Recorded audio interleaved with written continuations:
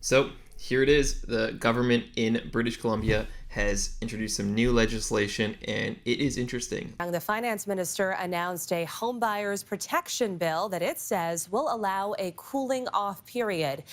So the government in BC just announced that they are going to be introducing something similar to what's called a cooling off period, which is pretty consistent in Canada for pre-construction properties.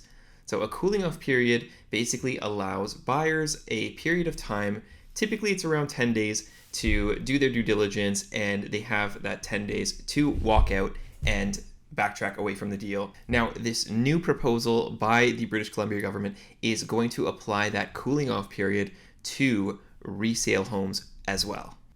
Now, why did they do this? Well, their initial reasoning is not to cool prices necessarily, but in order to give buyers more time to do their due diligence, to get a home inspection, to look after their financing, because in the current market today, like we've seen, it's just really, really fast, a lot of competition, and mostly filled with firm and unconditional offers.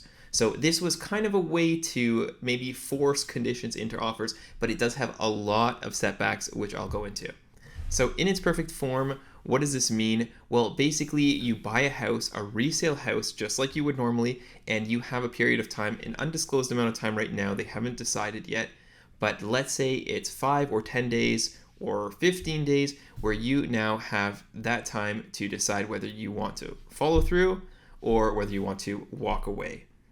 So all of a sudden, all of these firm offers that are coming in are not firm anymore. Now, the pluses to this are, of course, great. Buyers are now given a mandatory period for checking their financing for their mortgage, for doing a home inspection. Sounds fantastic. Here are the major drawbacks that I personally feel are going to cause more harm than good, which does happen a lot with government intervention, but in this case, this one is a fairly tricky one, which could have some really unintended consequences. So the first thing to look out for is now that offers are not going to be firm anymore for sellers, this puts sellers in a predicament where they don't know if their home has sold until that period or that cooling period is over. So all of a sudden, the certainty you've sold your home, you just don't know if it's really sold. Buyers could walk away after a period of time. You may have to restart the whole process again. Now, on the buying side, it opens up a whole bunch of crazy doors where now instead of putting an offer on one property that you have to commit to, what's stopping you from putting an offer on 4 or 5 or 10 properties and then taking that time to do your homework and then picking out the one that you like best? So all of a sudden you can have one person taking advantage of multiple properties, and that can put us in a situation where it's even tougher for buyers than before. Now, the question I know a lot of people are asking is this going to lower the price of a home?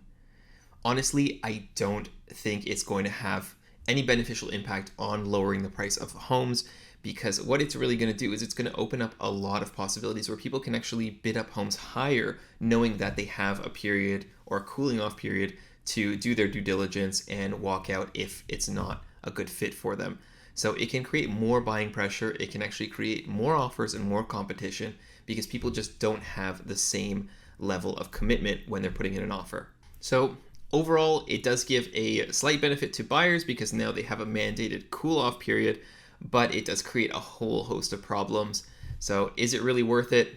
Let me know what you think in the comments below. One thing that could make this a little bit more feasible and a little bit less chaotic is if they do introduce some sort of an offer fee or an offer revoking fee. So when you do submit an offer, there's some sort of a payment that needs to be made, or if you decide to withdraw your offer, there's also a payment. So it will limit the amount of offers that you can spread out amongst the community. However, that could also be utilized by, for example, investors or people with deeper pockets as a sort of, narrowing down the field and getting a little bit more time to inspect properties while locking them up in their advantage. So do you think this is a good thing? Would you like to see this come to our market in Ontario? If you do, let me know and leave me a message in the comments. I'd be curious to hear your thoughts. There's a lot going on in the market right now. There's definitely a lot happening in the news and when it comes to housing in general. So I will definitely keep you guys posted. Let me know if there's anything specific you'd like me to dig into and dive into a little bit deeper. Other than that, I hope you guys have a wonderful day. I'll see you in the next one.